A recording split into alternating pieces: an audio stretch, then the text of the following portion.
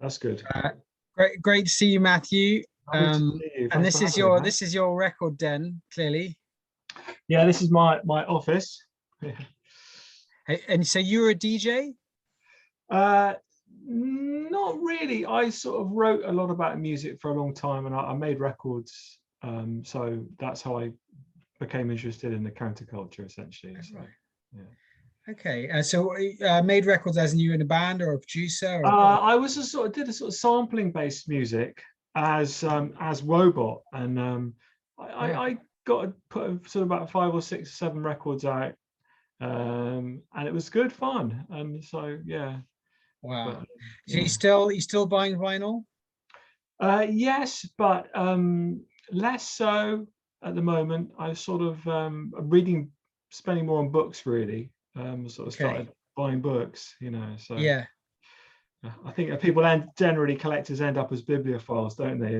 That's what they say, So thank you for joining us. It's Matthew Ingram here, the author of Retreat: How Counterculture Became Wellness. Is that the right subtitle? I think the strap line that the publisher asked me to do was Invented Wellness. Invented Wellness. Okay. So whether that's true or not, I'm not sure. But yeah. And what made you want to write this? I sort of kept discovering strange little connections to health through record collecting and through interest in the field. So obviously things on transcendental meditation through the Beatles, and then the stuff on R.D. Laing, and then connections to macrobiotics and obviously meditation and Buddhism, and I sort of kept tacking them onto each other and thinking, wow, there's a whole load of these little disciplines that are related to wealth that have come through the counterculture. So that was the pitch. So you're following a kind of musical path. You write about a macrobiotic restaurant in London where John Lennon went to eat. So is that how you kind of? Yeah, well, it's funny. It's all so interwoven, but it was obviously anything in the book had to be related to the counterculture and also related to health, and so a lot of things came through. The Beatles are pretty central in a lot of those things. So Lennon's primal scream therapy, and Yoko and John eating macrobiotic food, and them all doing transcendental meditation. There's a whole load of them interested in those things. Yeah, I heard about. I was reading about Gene Houston the other day, who was a figure in the human potential movement, who wrote the book Mind Games. Which yes, I love their song, and I knew the song long before I heard of this book. Yeah, apparently John Lennon ran up to I think it was her co-author in the restaurant, said, "I love your book, I love your book," and they were like, "Oh, John Lennon." Yeah, I mean, you really want John Lennon to like your book, don't you? Yeah. It's a great song as well. So yeah, very good song. Yeah, and so and you felt were you moved to write this then partly because it sounds like you were kind of going on a journey of discovery, and it's a great excuse to read lots of interesting books and dive into some kind of juicy research. And did you feel as well that that this was overlooked, the kind of people didn't give proper credit to the counterculture for shaping the modern landscape? Definitely with regards to health. I mean, there was a big exhibition at the V&A where a number of strands were picked up. Obviously, we know about feminism, we know about Black Power, we know about fashion, exactly, computing. But there wasn't anything on health, so it was quite easy to jump in there. I mean, one of the guys I interviewed, Craig Sams, who's the macrobiotic guy, he was asked by the V&A to supply something for the exhibition, and he gave them the George Osawa's macrobiotic book, and they just didn't put it in the exhibition. They sent it back to him. So that just kind of says just the level of interest, the level of awareness of that sort of thing, basically. Which is interesting and strange, isn't it? Because like wellness now is a huge thing. It's a $4.7 trillion market. it's very much part of the modern landscape, but we don't kind of give credit to the hippies for having created this. Right, that's right. That's right. I mean, I certainly it was that that that stretch from the dates I give of the counterculture is like from Ginsberg reading Howl to Ginsberg being thrown off Bob Dylan's Rolling Thunder tour. It's like about 1956 to Poor 1975. Ginsberg Yeah, turned into the roadie for a bit. he was, but then I think Bob Dylan was driving the bus, so it wasn't that bad. It Yeah, doesn't the yeah, optics aren't good, but yeah. no. So that countercultural thing and the whole basically the fascination with the Orient and Eastern culture coming in, and that's pretty much the story of the kind of roots of wellness, is that connection to Eastern thought, Eastern practice. Yeah. Right. So, how can you give some examples then of how modern wellness emerged from this counterculture? Well, it's been a very, very slow process in a sense. In a way, you couldn't make the argument, and I guess I avoid making the argument that the connection is there. But I think what happened over a period, there's certain sort of signature points where what was radical became accepted as part of a mainstream thing. So there's figures like John Kabat-Zinn, who basically I think it's whether it's Cedars Mount Hospital or whatever, he was given a grant and placed there for 20 years and basically brought mindfulness into medical practice. But obviously his background was kind of at the barricades, and there are a number of figures like that who were radical figures who ended up essentially infiltrating the mainstream. Yeah. And even, for instance, someone like Craig Samter I've mentioned before. I mean, he starts out with this macrobiotic restaurant, but then he becomes a food wholesaler. And they basically import all the brown rice into the United Kingdom. They're kind of the brown rice barons, they were called.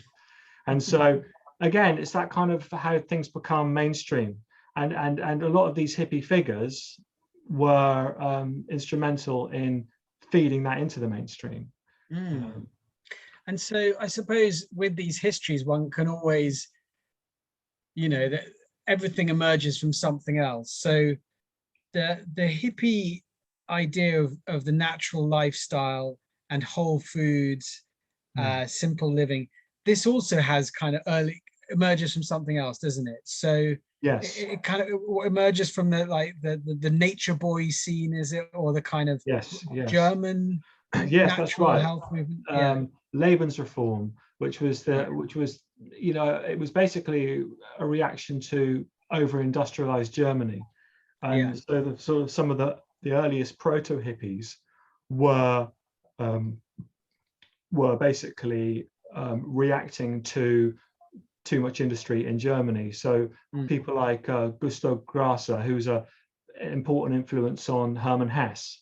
And a lot of these characters emigrated to America, and where they went and lived in the hills and the valleys above Los Angeles, and turned on another generation. But I mean, but that sort of scene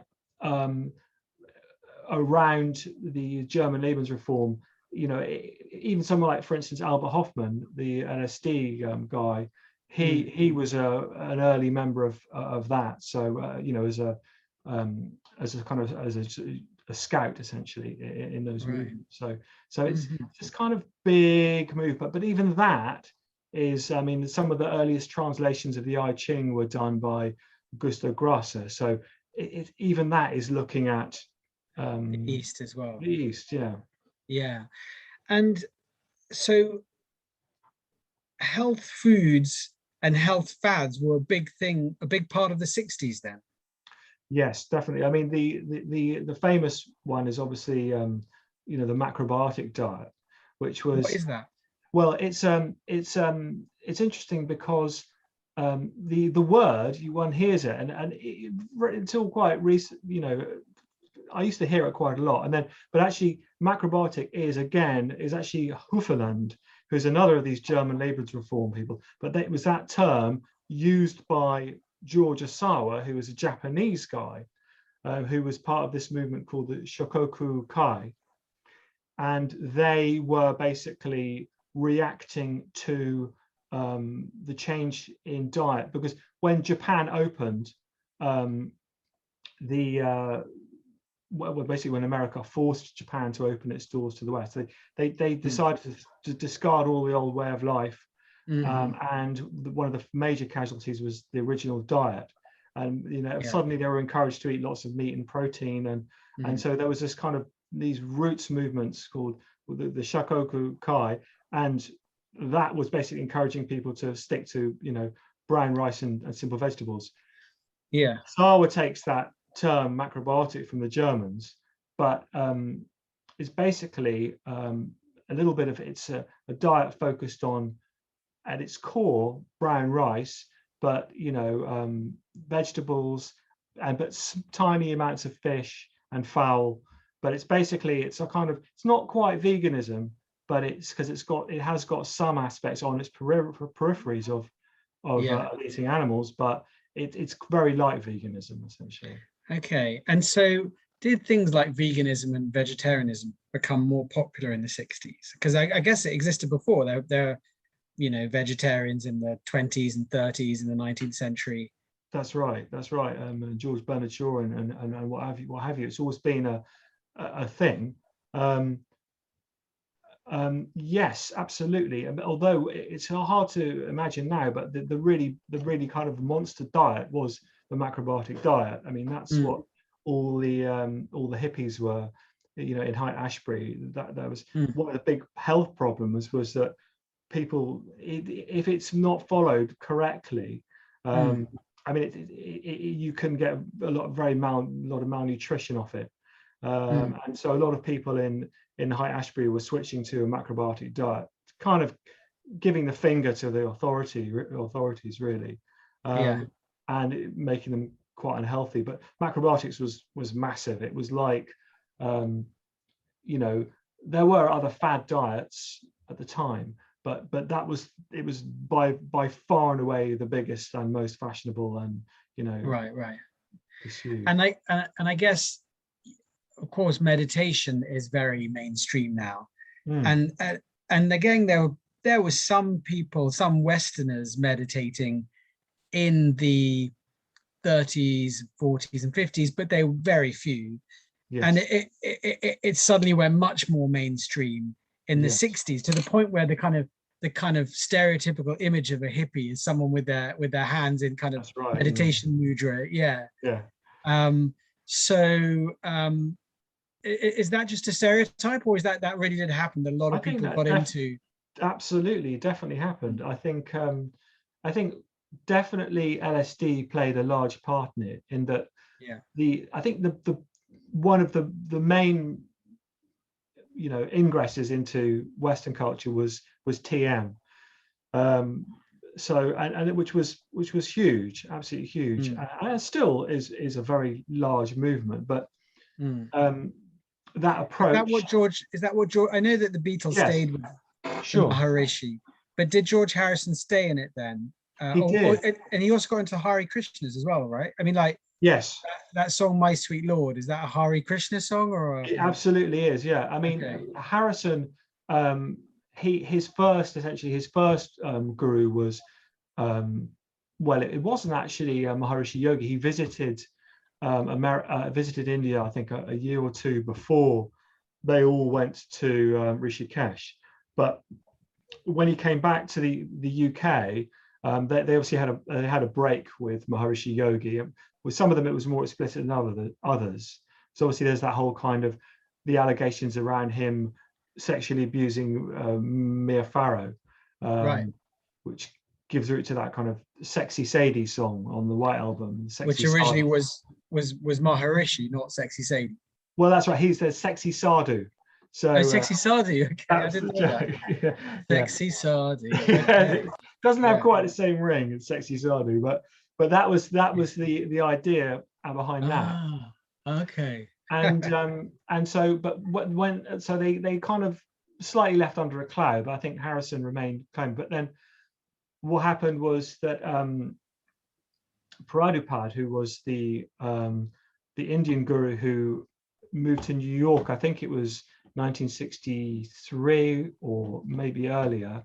I know this, but I keeping all these facts in my fingertips is frustratingly hard. But they he basically converted a load of white people in the States to the Hare Krishnas, and the Hare Krishnas basically sent a unit of Sam Spearstra to London, and they hooked up with George Harrison there, and he gave them lots of money and looked after them essentially. Gave them money, wrote an album for them.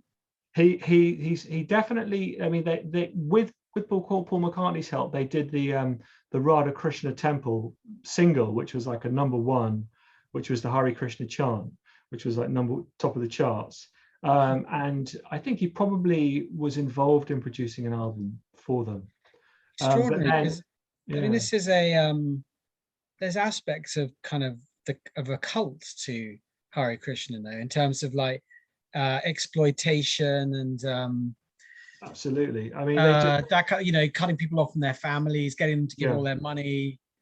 Yeah, I mean, when we see the Krishnas now, it's like it's kind of terror in one's heart. I mean, it's only after. I mean, if I see one in the street, I feel like going up to them saying, "Blink twice if you need rescuing." Yeah, no, totally, exactly. But I think the more one reads of the Indian, the Vedanta and whatever, they're actually very kind of standard issue Indian philosophy. It is actually, but the weird thing about it is that, and the reason why it was such a fertile ground for abuse was that they basically took a monastic approach and then tried to apply it to a huge group of people in a different country without a social context and everything. Yeah, and some of whom were kind of 18-year-olds trying to, put themselves together after a heavy acid trip or something.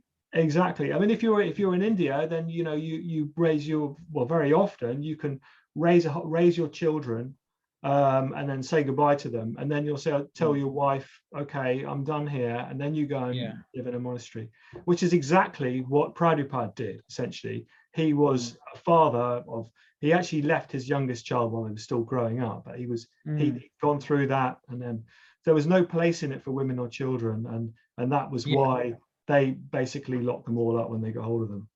Well, I think no, not women. They were placing it for women. They weren't placing it for children. In terms of modern wellness, one of the ideas in it is like self-care. I can't remember. I read your book when it came out, but did you look at the idea of kind of self-care and that kind of its roots in like feminism? Well, there's kind of 70s feminism and things. Sure. There's Audre Lorde, who's the Burst of Light, which is the big thing that I actually discovered after having read the book. I think she wrote that in about 1984, which is, and the big maxim is self-preservation as an act of political warfare. I've actually wrote it down, so I thought we might touch on it. Yeah, right. And that is actually it's actually very different in a way to the 60s ethos, which you could summarize for instance something like Maharishi Yogi would say that if I become a green tree, then I will make a forest of other people. So there's a different emphasis. One is on transforming yourself to be, make the change start with you, for instance, Gaz Gandhi might have put it. That's obviously a different instinct to saying that the state I am under attack by the state, and therefore to look after myself is a political act. And that's a valid point of view, but it's definitely different to. Well, I suppose one is a kind of optimistic, I will transform my consciousness and this will naturally lead to social change. The other is pessimistic. This system is rigged against me, but I can maintain a kind of peaceful zone. Yes. But barricade myself essentially. But I mean, I suppose one one would find that in the hippie scene as well, wouldn't one? I guess particularly after like the election of Nixon in '68, there was this turning inward. People, you know, Yes. that you think about how music changed, and like it was the era of like Carole King and Crosby, Stills, Nash and Young, and just like that. No longer that we're going to change the world, and more, and instead we're just going to, you know, Our House. I think of Our House Yes. by Crosby, Stills and Nash, the Yes. ultimate like early '70s song. Like it's Yes. all gone wrong, but we can have a nice home. But batten down the hatches. Yeah. No. Yeah. Yeah. And there is that. There's obviously that criticism about, you know, the human potential movement, and those strands coming out of Esselen, where you know, where we can say, oh, it's quite selfish, really. You know what I mean? That act of just focusing on stuff. I suppose that Audre Lorde differs in that, you know, she was suffering from cancer, and as a black lesbian, I think she felt, you know, that she was, you know, she saw her sickness as symptomatic of the state. So there's definitely, there's parallels there in the middle of the thing. But I think the way that wellness is seen today is definitely closer to Audre Lorde's perspective. You know, this kind of the self-care thing. Yeah. Well, let's talk about that. Like, how wellness changed since the '60s. What's it's turned into? What do you think? How has it changed? I mean, we've mentioned a bit there, but Sure. yeah. Well, I guess, I mean, it very often runs on that you know, incline of, on the one hand, the kind of incline that we've discussed between, on the one hand, right, by looking after myself, by being a kind of a well-balanced and healthy member of society, I'm going to be create a good energy around me. But then you can take the opposite position, which is that obviously, which was the stick that people like Tom Wolfe and Christopher Lasch used to beat Esselen with, which is that, you know, by doing that, you're just a cog in the machine. You're just being a selfish person. You're not, you know, how does this relate to, you know, people in Biafra, which is one of the comments that people used to make at the time. How does this relate to people in suffering? Your self-preservation. Because it's very individualist. It's like just through following my bliss, I will somehow naturally make the world better. But it's not clear how exactly. So this is a kind of spirituality without dropping the Christian idea of charity, maybe. Yes. I mean, that's so William James, his view of it is his favorite religions were, you know, Buddhism and Christianity, because they kept in touch with that negativity and that kind of that caution towards other people. I mean, one of the things that having done all the research for the book and read, you know, as much, you know, Freud, Reich and Jung as I could manage, and Adler as well. The kind of the offset that I see, or that is that more and more I started to see ethical decisions as being decisions that were, you know, good for people's health. So if you're actually behaving ethically, that, you know, there's certainly in terms of mental illness, it does tremendous first port of call for dealing with your emotional problems.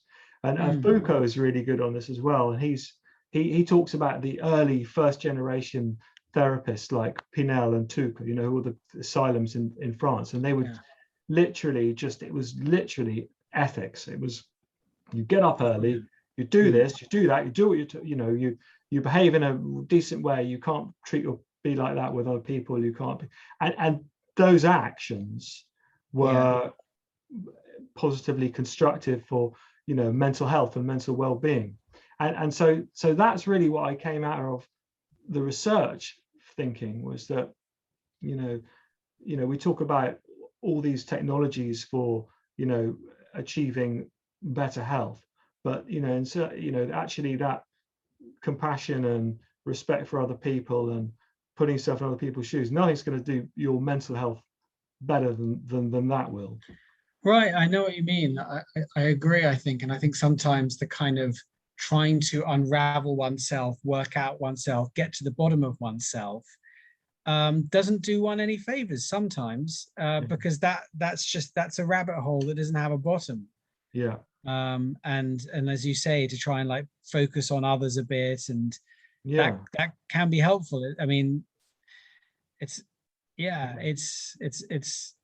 not all of it, but No, I think it can be helpful. I think sometimes, as you say, mental illness can be a kind of you're really wrapped up in your ego. So there's ways to kind of be lifted out of it a bit.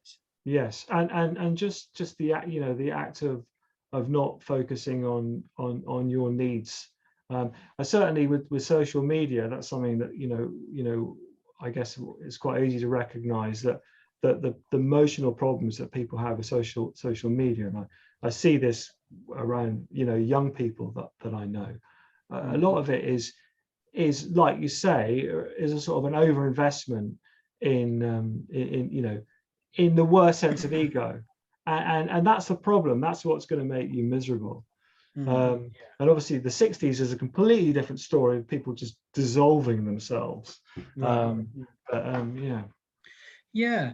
So when did, I mean, this when is probably the wrong question because it's hard to say exactly, but clearly wellness became huge industry. So it went from something that was kind of fringe hippie, probably maybe not a big profit and loss, to this massive industry where there are wellness summits. There's a global wellness summit in a couple of months. I was thinking of going to just for research. Costs $5,000 for a ticket. Wow. So it's massive business.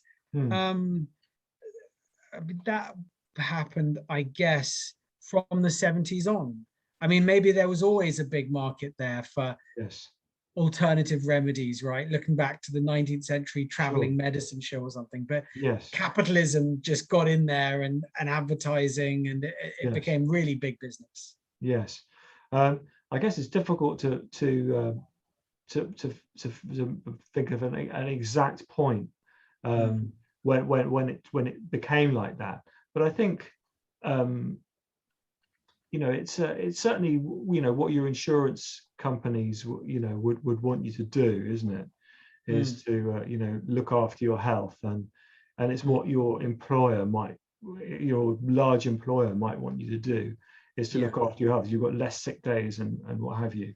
So it definitely feeds into the capitalist program. Or it can be seen as doing that, and so I guess what you do see with that is that some more of the tricky things, the historically being pushed to the side. So not to go into it again, but for instance, certainly in Buddhism, compassion and ethics are absolutely central to meditation. It's about that. But then it's interesting to see that some aspects that we've until recently have thought of being, not, not sitting easily within capitalism, for instance, like psychedelics, and now there's so much investment in that sphere, So it's like even that is being absorbed and transformed, and it's. You kind of wonder, is there anything left, of course not. Anything can be sold. If people are interested in it, there's a market for it, I guess. And certainly with that one, it's through that therapeutic prism, I guess.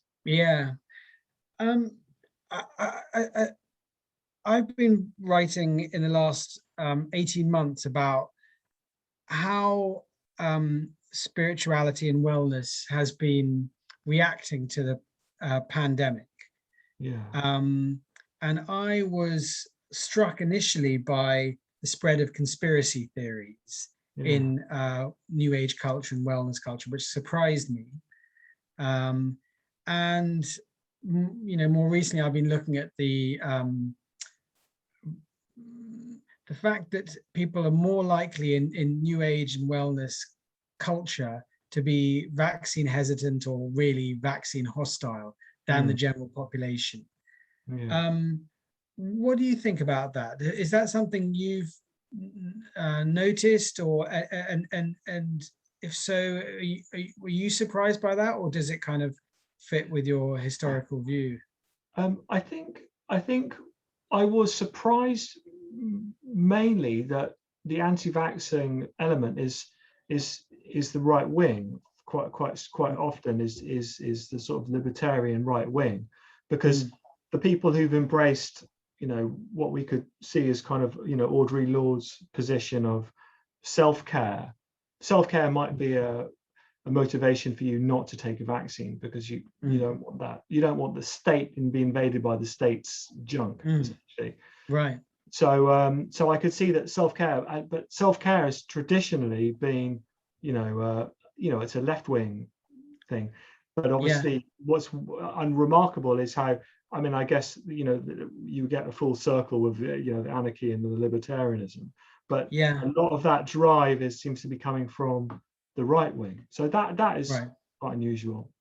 Yes, there's a weird alliance that's emerged between and I think you're right that libertarianism is what they have in common between hippie wellness circles and the kind of far right. Yeah, it's like resist the state, resist the technocracy. Yeah, that's right. You mean you couldn't make it up. It's like these. For my against the background of lockdown. A lot of this has happened in the past 2 years, and for me the really striking thing was how obviously researching all this stuff of the psyche or the self and the unconscious, that the 60s is a big sort of blossoming of the unconscious, the 1968 when everything kind of erupts, the psyche erupts, in protests and what have you, and I think we've certainly seen something more or less identical to that with the unconscious in the past 2 years. Everybody's been, the sensory deprivation conditions of people locked in isolation, and it's anecdotal, but friends talk about family members suddenly confronting emotional situations they'd never dealt with in the past. Suddenly you're thinking about this abuse that's happened to you 30 years ago, and so there's that term of Janet, abaissement du niveau mental, which is that the lowering of the threshold of the unconscious. And it seems so other phenomenon, like there was an interesting website set up by University College of London psychoanalytic graduates, Lockdown Dreams, which is recording there was a massive sort of explosion in people's dream recall activity during lockdown as well. All of that kind of just points to this big upwelling of unconscious stuff. And I think of a lot of the contemporary protest movements which have spiked so heavily during lockdown as basically relating to that strongly. And obviously these are real issues, but why now? Do you know what I mean? Yes, I suppose there's this uncovering of old wounds. There's also the desire to just get together in a way as well, right? Yeah, So sure. just to kind of like this was a kind of a way that people could get into a crowd as well. Yes, I'm sure that's in there. No, yeah, sure. I hadn't thought of that, and I'm sure you're right. That kind of. But yeah, and then there's this kind of like a kind of somewhat. It feels sometimes medieval. I don't mean that in a kind of rude way, but like apocalyptic, like light versus darkness. I see, a lot of these movements, like QAnon conspiracy, is like light versus darkness, and in very different ways, other movements can be like that. Yeah, existential. Manichean, I think is the word people use. Yeah. Yeah. So I want to ask you just finally, I mean, because I've been thinking about vaccine hesitancy and vaccine Hmm. resistance, and um, one of the things that, I mean, wellness is now mainstream, but it starts off on the fringe, and it Hmm. starts off kind of alternative spirituality, alternative science, Yeah. um, and what's, I mean, what are your thoughts in terms of, is is there a balance we can get between being open to alternative science without becoming anti-science, Hmm. without completely rejecting the opinion of experts? You know what I Right. mean? Like, Sure. and what can we learn from what's happened over the last 2 years in terms of that? About, it just seems to me that like wellness culture and new age culture has tipped from, well, maybe it's just in a pandemic, you kind of don't necessarily want the people very committed to fringe science, like Oh, sure, sure, it's like sure. not now kind of thing. Like Yeah, it's more of a yeah. kind of peacetime pursuit. But Right. what do you think? I mean, do you think we Hmm. should? Yeah, what are your thoughts on that? Is there a moment at which kind of alternative science just becomes anti-science, and Yeah. I whatever guess, resonates, whatever, do you know what I yeah. mean? Yeah. Yeah. I think that there's that, I think generally sort of wholesome, um, and this would relate to Eastern thought, um, that aspect of the Vedanta or whatever, which is hostile to the impulse to measure things. Maya Yeah. is what's measured, Yeah. and obviously that's a sort of that in the thick of that is the idea that the kind of Bergson versus Einstein idea, where you know um, you want to be able to resist or resist that urge to categorize, and to sort of find a way of explaining things that is true, but doesn't resort to things purely scientific technique. So much is Yeah. missed. So much is missed. I'm sure we could agree, in scientific technique, just because our emotions are so difficult to categorize in our inner life and our consciousness. It's very real, but Yeah. it's not easy to describe it in scientific terms. So Sure. yeah, I know what you mean. It's definitely a dilemma. It's like I'm definitely one to be open to things that are subjective, but Yeah. I think there's probably a inner core of truth in the subjectivity. It's very hard to pin down, but I think that there's a way of living, which acknowledges that subjectivity in a way that Yeah. is No. Yeah. is is not scientific, but that it grasps the truth of the matter. So So I suppose in some ways, the new age and wellness emerges from romanticism, hmm, and romanticism's, not always, but sometimes it's suspicion of the tyranny of rationality hmm, and the tyranny of reductionist science. Someone, particularly hmm, I think of like William Blake, and then sure, later romantics, and saying that mechanistic materialism has ignored intuition and ignored the mind and consciousness, including altered states of consciousness, the ecstatic. So yeah. there's a kind of like There's that antipathy to the yeah, Cartesian, Newtonian yeah, Cartesian universe. yeah, and the measured and Sure. the Newtonian. And so that comes out in the new age as like and I've heard this, like, it just doesn't feel right to me. Right. Sure. The vaccine doesn't feel right to me. This Yeah. feels like a kind of evil agenda, or so. Yeah. So there's I mean, not always, but I'm not saying that every vaccine skeptic is like that, but I see like a kind of foregrounding of intuition and Sure. personal experience, and that Yeah. is a theme all through your book, isn't it? About Yeah. the value of personal experience, spiritual experience, Sure. and that's Sure. all kind of totally fine. I suppose it's just like it's just the wrong historical situation No, for it, like sure, right sure. now. Yeah. That's right. And equally, I'm skeptical of. It seems very difficult for thinkers to, for instance, Stan Groff is someone who's I have a lot of time for and respect for, and who was a character I interviewed in the book, is a very important person in transpersonal psychology. But he's very relaxed about going straight away into thinking, okay, well, astrology, why not? Do you know what I mean? Right. And you straight away you lose that kind of critical. Even someone like Jung, who writes brilliantly on UFOs as a psychic phenomenon, which makes complete sense. Yeah, sure, it is a subjective phenomenon. It's a psychic phenomenon. That is real. That is a real psychic effect. But then he starts writing about being able to predict things from people's birthdays. So it's so hard to stick to that.